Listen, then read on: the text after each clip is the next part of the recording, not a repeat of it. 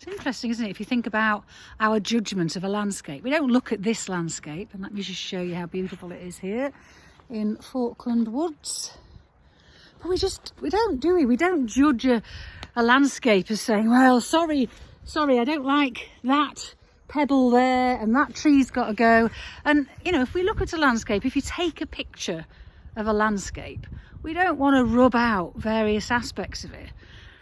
And it's interesting, isn't it, that as individuals, we quite often try and do that to ourselves. So I wrote a poem about that called I Reclaim All My Parts.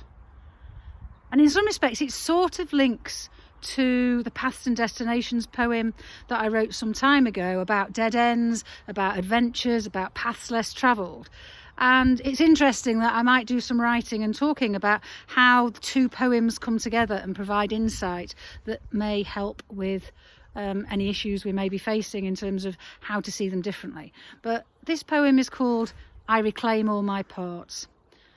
I reclaim all my parts, the parts I've lost along the way, the parts whose existence I have denied, the hidden parts, the unacknowledged and unappreciated parts, the forgotten parts, the parts I've found it hard to love.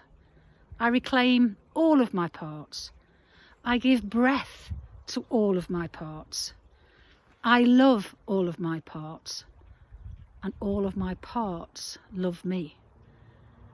And if we then consider that in the context of a landscape, of course we reclaim all our parts in the same way as we're allowed nature to reclaim, to be all of its parts, not judging one part as better than another.